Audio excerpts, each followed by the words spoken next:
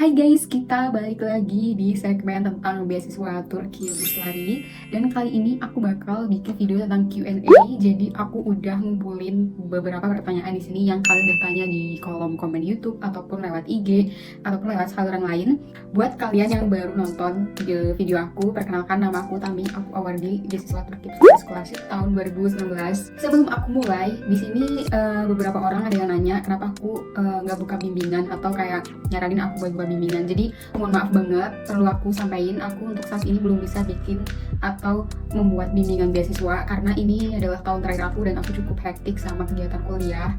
Jadi kalian bisa nyimak aja video-video aku, di situ juga udah lengkap kok.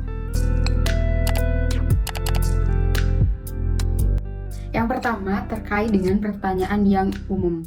Oke, pertanyaan pertama ya. Aku sambil baca di laptop aku karena tadi aku udah ngerangkumnya di sini. Pertanyaannya adalah, aku nggak lancar bahasa Inggris nih kak, boleh daftar atau enggak sih?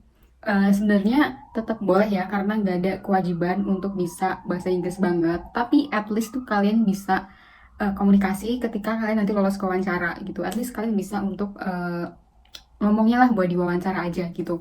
Untuk selebihnya nggak perlu yang expert banget sih. Terus untuk non-Islam bisa daftar atau enggak? Bisa banget ya. Jadi kalau kebanyakan dari kalian mungkin ini memikir kalau beasiswa Turki Buslari ini cuma untuk Muslim aja, tapi enggak ya. Jadi kalau kalian beragama Kristen atau agama yang lain juga boleh daftar, karena teman-teman dari berbagai macam dunia, berbagai macam negara itu mereka juga agamanya banyak yang enggak Islam. Jadi untuk kalian yang non Islam boleh daftar.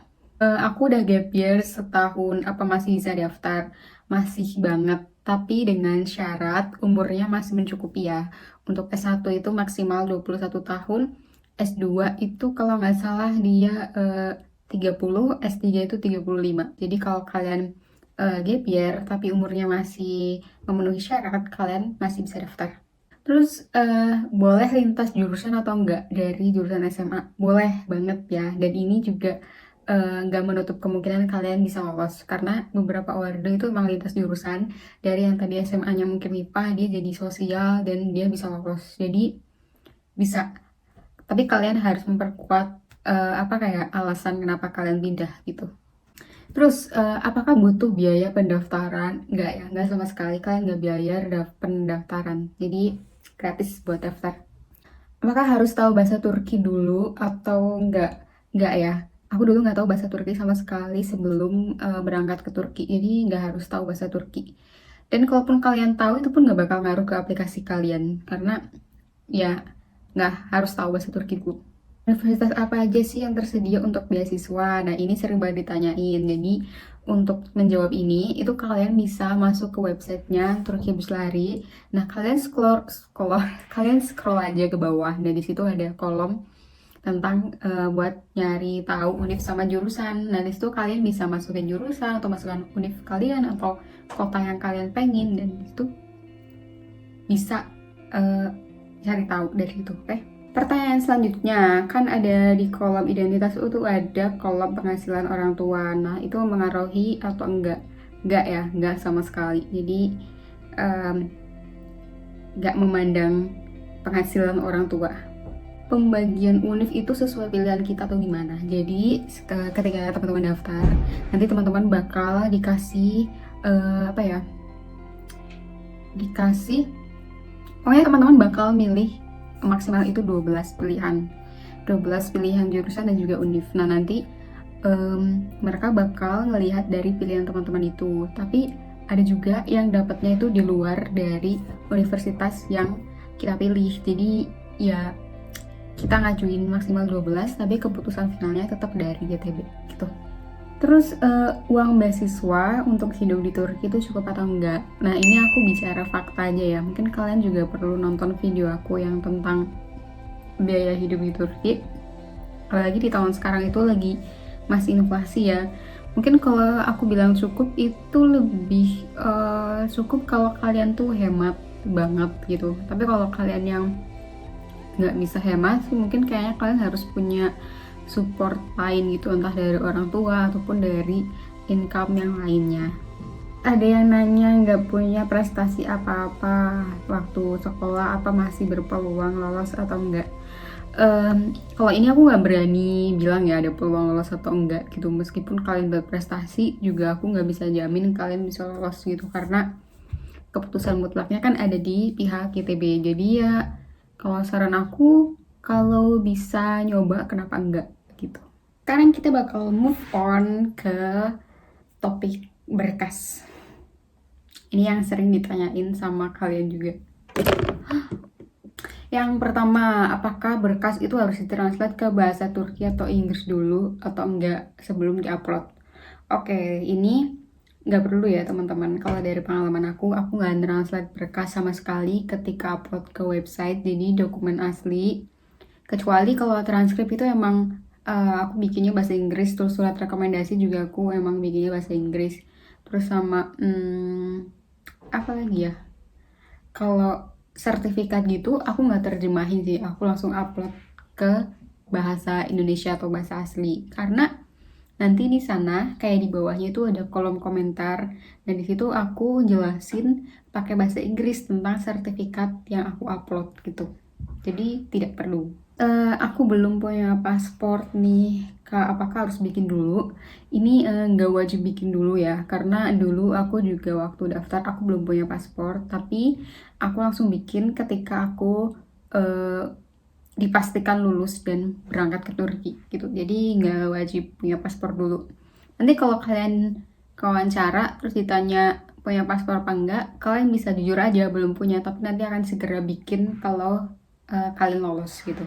Next, berapa surat rekomendasi butuh berapa? Nah ini tuh kalau aku tuh dulu jujur cuma pakai satu doang dari kepala sekolah. Nah kebanyakan orang sih bilangnya tuh lebih baik itu 1 sampai 3 aja gitu. 2 itu udah bagus, 3 udah bagus banget. 1 itu ya masih bisa lah. Contohnya aku juga dulu pakai 1 doang. Apakah wajib nyertain TOEFL sama IELTS? Nggak wajib ya. Ini menjadi wajib kalau kalian memilih universitas atau jurusannya pakai bahasa Inggris.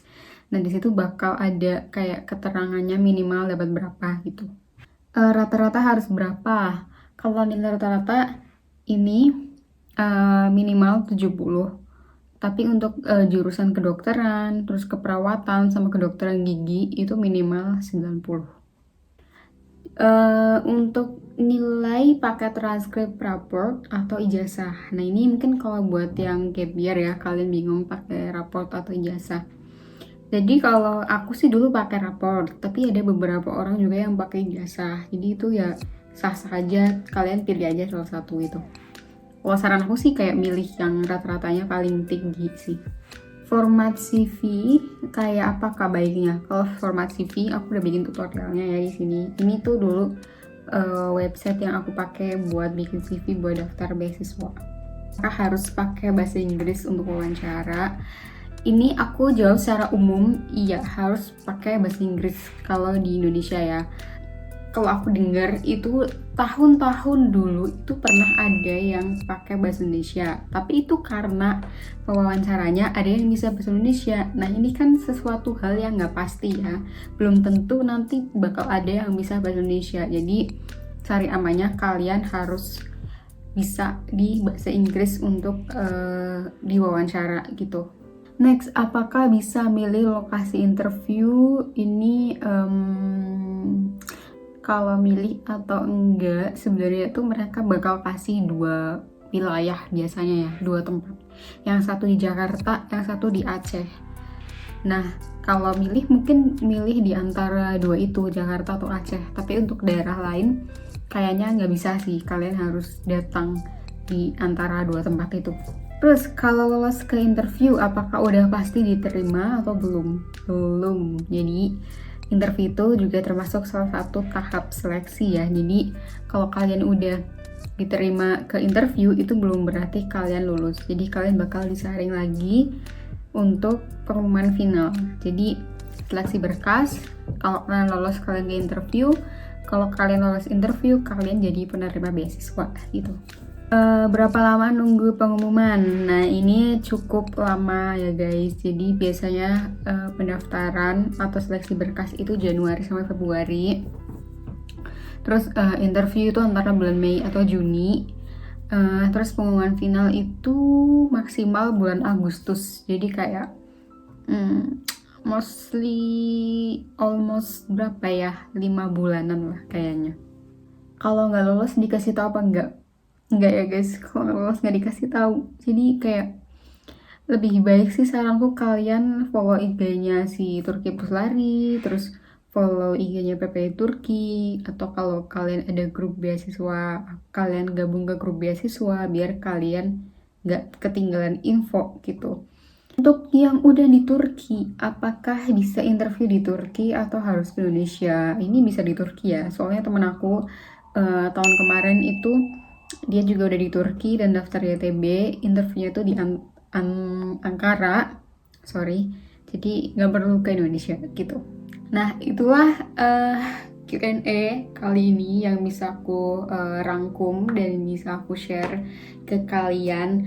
Kalian boleh komen lagi untuk pertanyaan-pertanyaan yang lain. Kalau banyak nanti aku bakal bikin part 2-nya. So thank you yang udah nonton. Semoga kalian semangat dan lancar-lancar untuk seleksi beasiswa Turki ini. Semoga impian kalian buat kuliah di luar negeri, buat kuliah di Turki terwujud di tahun 2024 ini. See you di video berikutnya. Bye.